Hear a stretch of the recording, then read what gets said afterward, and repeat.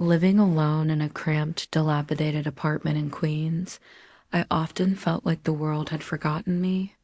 At 67, my body ached from years of scrubbing floors and emptying trash cans, yet every day was a battle to keep the roof over my head.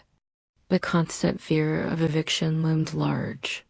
Medical bills piled up faster than I could pay them off, and each month brought new threats from the landlord. My life was a fragile balancing act, teetering on the edge of disaster. One fateful morning, as I sifted through the debris of an abandoned warehouse near JFK Airport, a place so desolate it seemed untouched by time, I stumbled upon something that would change everything. Nestled among broken furniture and discarded papers lay a small golden statue, its surface glinting faintly under the dim light of my flashlight. At first glance, I thought it was nothing more than a child's toy. Perhaps some cheap trinket someone had thrown away without a second thought. But when I picked it up, the weight of it startled me.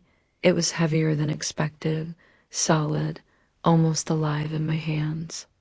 Its intricate carvings whispered secrets I couldn't decipher, but they stirred something deep within me, curiosity mixed with unease. Without fully understanding why, I wrapped the statue in a cleaning rag and slipped it into my handbag. A voice inside me said, "It's just junk," but another part of quieter, more primal instinct warned me this wasn't ordinary junk. Little did I know, I had unknowingly stepped into a web of danger far beyond anything I could have imagined. That single decision would soon thrust me into a world of smugglers, spies, and priceless artifacts, where one wrong move could cost not only my freedom but also my life. Eleanor's decision to bring the mysterious golden statue to JFK Airport stemmed from a desperate hope, perhaps someone there, amidst the bustling travelers and foreign faces, could tell her what it truly was. Her neighbor, an elderly man who had once worked as a janitor at the airport, had mentioned that international dealers often met clients in the terminal. "They always carry strange things," he had said with a wink. So, with trembling hands and a racing heart, Eleanor clutched her worn leather handbag closer to her chest, the weight of the statue pressing heavily against her hip, not just physically, but emotionally. She felt like she was carrying something far more significant than herself, though she couldn't explain why.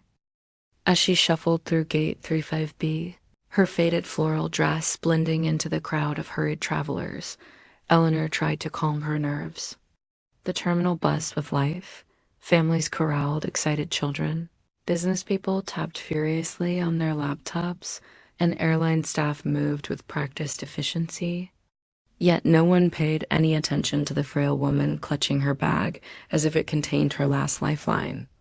That is, until Max, a German shepherd with piercing eyes and a reputation for sniffing out contraband, locked onto her scent. Eleanor didn't notice him at first. She was too busy scanning the area, searching for anyone who might look like they belonged to the world of antiques or artifacts. But then, without warning, Max lunged forward, his bark cutting through the hum of the terminal like a knife. Eleanor gasped, stumbling backward as the dog circled her, his teeth bared and his handler, Officer Ryan Mitchell, rushing to restrain him. "What did I do?" Eleanor cried, her voice cracking with panic. Around her, heads turned, eyes narrowing with suspicion. Whispers erupted, words like smuggler, thief, and illegal floated through the air, each one stabbing deeper into Eleanor's already fragile psyche. Before she could protest further, Officer Mitchell grabbed her arm firmly, his tone stern. "Ma'am, step away from the bag." His words were sharp, final. Eleanor's knees buckled under the weight of his authority. "But I didn't do anything wrong," she pleaded, tears streaming down her weathered face. No one listened. In seconds, she was surrounded by uniformed officers, their expressions cold and unyielding. The crowd gathered closer, some filming on their phones, others muttering accusations under their breath. To them, Eleanor wasn't just an old woman. She was a criminal, a threat to national security. Inside a small security office off the main concourse, Eleanor found herself trembling uncontrollably as Agent Sarah Donovan began questioning her. "Where did you get this artifact?" Donovan demanded, her sharp gaze fixed on Eleanor. I found it," Eleanor stammered, clutching the edge of her chair. "In a warehouse. It was trash." But her explanation only deepened their suspicion. The statue, now resting on a cloth-covered tray, gleamed ominously under the fluorescent lights, its intricate carvings seeming to mock her. Outside, Max continued to bark, his instincts screaming that Eleanor was hiding something, even if she didn't fully understand what it was. For the first time in her life, Eleanor felt truly alone, trapped in a nightmare she couldn't wake up from. As the FBI's forensic team gathered around the golden statue in their high-security lab, the air was thick with anticipation. The artifact, already confirmed to be an authentic 8th century Mayan ceremonial vessel, seemed to radiate an aura of mystery that went far beyond its historical value. Ambassador Thomas Reynolds stood by Agent Lisa Morales, his sharp eyes scanning every inch of the intricate carvings.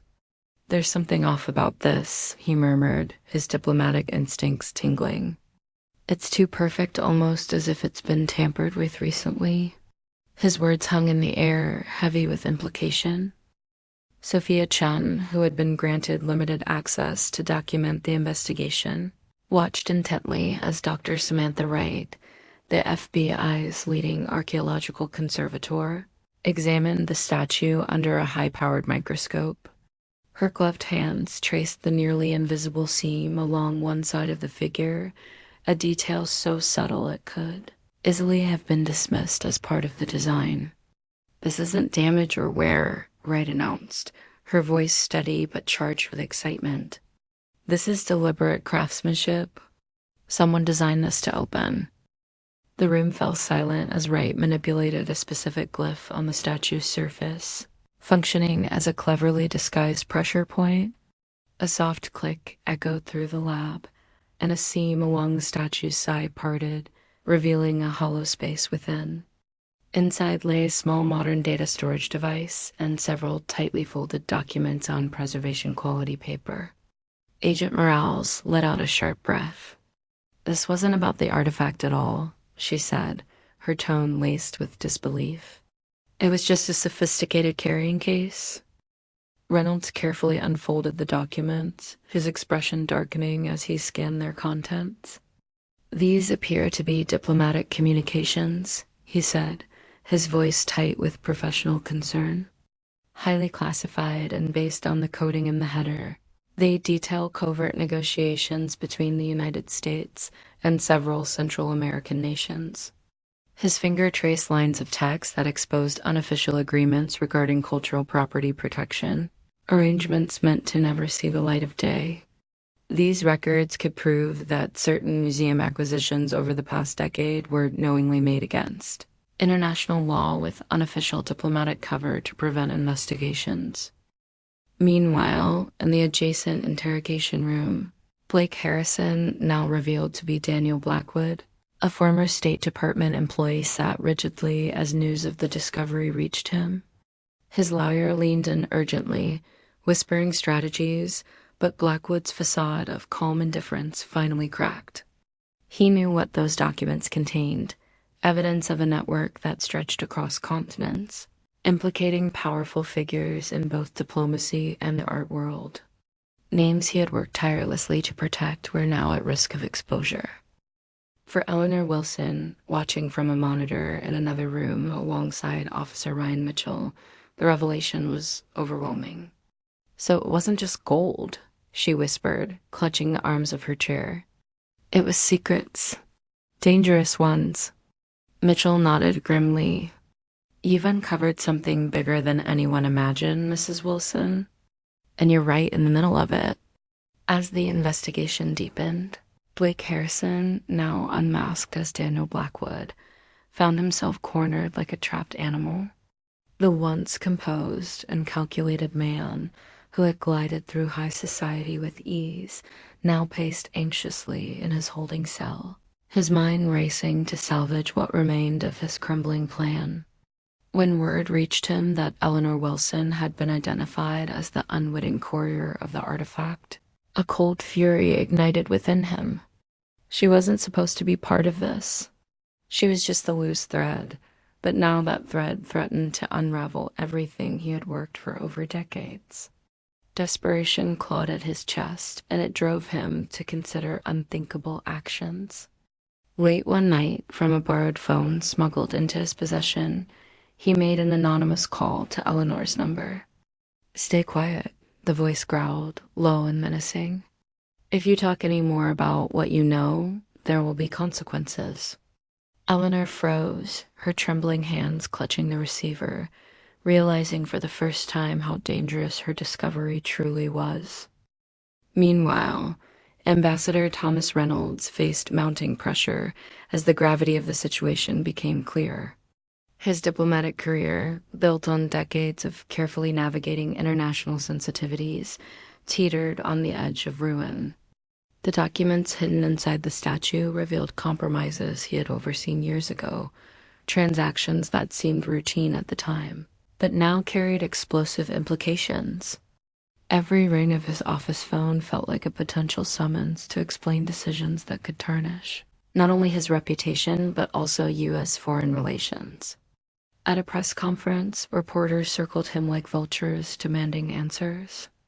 "Ambassador Reynolds," one shouted, "is it true that these documents implicate several major museums in illegal acquisitions?"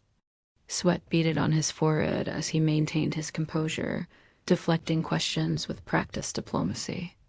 But behind closed doors, he knew the truth. If the full extent of the scandal emerged, it would shatter trust between nations and ignite cultural heritage disputes worldwide.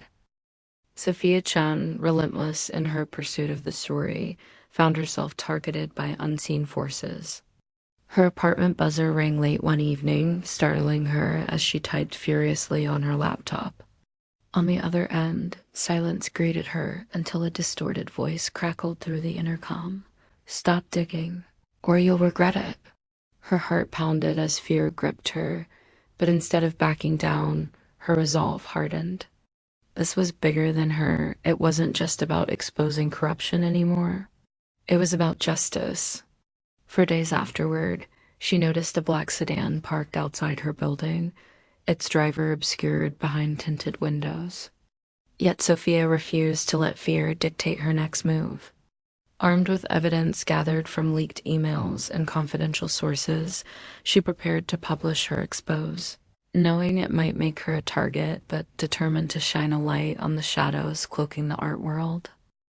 The night air was thick with tension as Eleanor Wilson shuffled along the dimly lit streets of Queens, her frail silhouette barely visible under the flickering streetlights. It had been 2 days since the FBI confiscated the golden statue, but instead of relief washing over her, an unsettling paranoia had taken root deep within her chest. She couldn't shake the feeling that someone or something was watching her every move. As she turned onto a quieter block, the distant hum of an engine sent shivers down her spine. Glancing back nervously, she spotted it, a sleek black sedan, its headlights casting long shadows on the pavement, creeping slowly behind her. Her heart began to race as panic set in. Oh God," she whispered, clutching her worn handbag tighter against her side. The car didn't pass. Instead, it seemed to match her pace, its presence growing more menacing with each passing second. Her breaths came in shallow gasps as memories of Blake Harrison's calculating gaze at the airport replayed in her mind. Had he sent them? Were they here to silence her for good? Every creak of the sidewalk beneath her feet felt deafening, and every shadow stretched impossibly wide, twisting into shapes that seemed ready to pounce. Just as despair threatened to consume her, a familiar voice cut through the darkness. "Mrs. Wilson," Officer Ryan Mitchell called out, his sturdy frame emerging from around the corner, Max trotting faithfully by his side. Eleanor nearly collapsed with relief, tears streaming down her face as she rushed toward him. "They're following me," she choked out, pointing frantically at the retreating sedan, which sped off into the night upon seeing Mitchell approach. He placed a reassuring hand on her shoulder, though his own expression remained grim. "You're safe now," he said firmly, but his eyes betrayed concern. Someone knew where Eleanor lived, and they weren't afraid to act. Meanwhile, miles away in a sterile interrogation room, Blake Harrison sat slumped in his chair, his once impeccable suit now wrinkled and stained with sweat. Despite his outward calm, his mind raced like a storm. Knowing his options were dwindling, he began cooperating with the FBI, feeding them names and locations tied to the smuggling network. But betrayal wasn't part of his plan.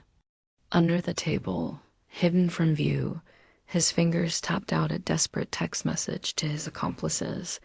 "Burn everything. No traces left." His words carried the weight of finality, a last-ditch effort to protect those still loyal to him and himself from total ruin. Eleanor's newfound role as an FBI consultant brought her both purpose and peril. What started as a simple act of curiosity had spiraled into a dangerous game, one where she was no longer just an invisible cleaner, but a target in the crosshairs of ruthless criminals. One chilly Tuesday morning, while sorting through debris at the Junction Boulevard warehouse, the same place where she'd found the golden statue, Eleanor noticed something unusual. A group of men dressed as maintenance workers moved with calculated precision, their eyes scanning every corner of the storage unit. They weren't part of her regular crew. Their badges looked hastily forged, and their demeanor screamed urgency. Her heart raced as she ducked behind a stack of crates, her hands trembling as she fumbled for her phone. "Stay calm," she whispered to herself, recalling Officer Mitchell's advice during their last meeting. Using her ancient flip phone, she snapped several grainy photos from her hiding spot, careful not to make a sound. The men were searching for something, perhaps another artifact or evidence linking them to the smuggling ring. Eleanor didn't wait around to find out. As soon as they left, she sent the images directly to Agent Morales, adding a shaky note, "They're here. At the warehouse. Hurry." Within hours, the FBI arrived, cordoning off the area and combing through the warehouse. The photos Eleanor took revealed critical details: license plates partially obscured by mud, tools used for prying open crates, and even a discarded map marked with locations across Central America. "Mrs. Wilson," Agent Morales said later that evening, her voice filled with gratitude, "your quick thinking helped us dismantle a major smuggling operation. Those coordinates on that map? They led us straight to a hidden cache of stolen artifacts." But the relief was short-lived. That night, Eleanor returned home to find her apartment door slightly ajar. Inside, everything was eerily untouched except for a single note left on her kitchen table. "Stop looking. This isn't your fight." Fear gripped her, but so did resolve. She knew now more than ever that she couldn't back down. Eleanor Wilson's transformation from an invisible cleaner to a reluctant hero was as abrupt as it was overwhelming. When the story of her discovery broke, media outlets clamored for interviews, and her face appeared on local news segments, social media feeds, and even national talk shows. At first, Eleanor felt a strange mix of pride and unease pride that her actions had sparked such widespread change, but unease at the sudden attention she received. "I'm just a cleaning lady," she repeatedly told Officer Ryan Mitchell during one of his frequent visits.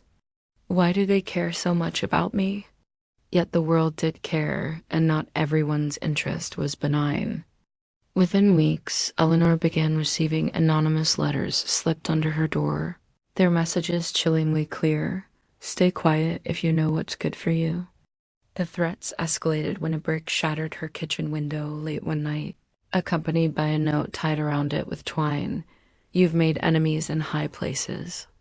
Max, now a regular presence in Eleanor's life, barked furiously at the intrusion, while Mitchell worked tirelessly to ensure her safety, installing cameras and arranging for police patrols near her apartment. Meanwhile, Sophia Chun faced her own reckoning. Her investigative piece, meticulously crafted after months of research and collaboration with Ambassador Reynolds, won her the prestigious Global Journalism Award. The accolade brought recognition and danger. One evening, as Sophia returned home from celebrating the award, she found her apartment ransacked. Papers were scattered across the floor, her laptop smashed beyond repair, and a single message scrawled in red spray paint across her living room wall. "Stop digging."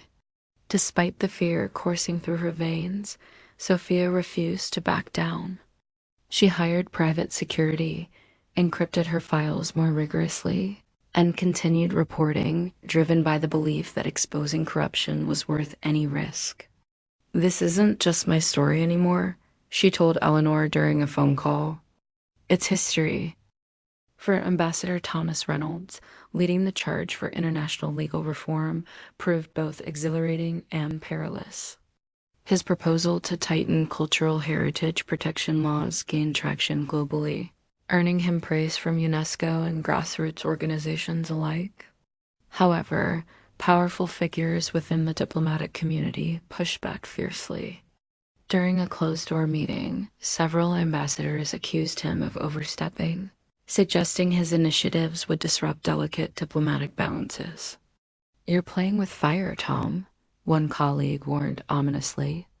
Behind the scenes, lobbyists representing wealthy collectors and museums launched smear campaigns against him, questioning his integrity and motives. Yet Reynolds remained steadfast, bolstered by Eleanor's courage and Sophia's relentless pursuit of truth. "If we don't stand up now," he declared in a fiery speech at the United Nations, "future generations will inherit nothing but empty museums and stolen legacies." As the three central figures navigated their newfound roles, they realized the fight for justice came at a cost but also carried profound meaning. They were no longer bystanders. They were warriors in a battle far larger than themselves. The story of Eleanor Wilson serves as both an inspiration and a cautionary tale, highlighting how ordinary individuals can play pivotal roles in safeguarding cultural heritage, often at great personal risk. When Eleanor picked up that golden statue from the warehouse trash, she had no idea it would thrust her into a dangerous world of international smuggling networks, corrupt diplomats, and shadowy collectors. Her simple act of curiosity could have easily ended in tragedy. Instead, it became a catalyst for uncovering systemic corruption. Yet this wasn't without cost. The threats she faced, the shattered window, the ominous notes, the constant fear of retaliation revealed just how perilous it is to confront powerful forces hiding behind layers of privilege and secrecy. The case also exposed glaring vulnerabilities in global systems designed to protect cultural property. How could such a priceless artifact slip through official channels unnoticed? Why were there no safeguards preventing its misuse as a vessel for classified documents? Ambassador Reynolds himself admitted during his speech at the repatriation ceremony, "Our systems failed not once but repeatedly." These failures weren't merely bureaucratic oversights. They were cracks wide enough for entire networks of exploitation to thrive. Daniel Blackwood's betrayal underscored another chilling reality: those entrusted with protecting cultural heritage could themselves become instruments of its destruction. Perhaps most poignantly, the story reminds us that even seemingly insignificant actions can ripple outward with unimaginable consequences. A discarded object, a curious glance, a single decision to act, all these moments shaped not only Eleanor's life but also the fates of nations. As Sophia Chun wrote in her award-winning article, "Invisible hands often hold the keys to history's greatest secrets. But wielding those keys comes with danger, especially when confronting those who prefer their crimes remain buried."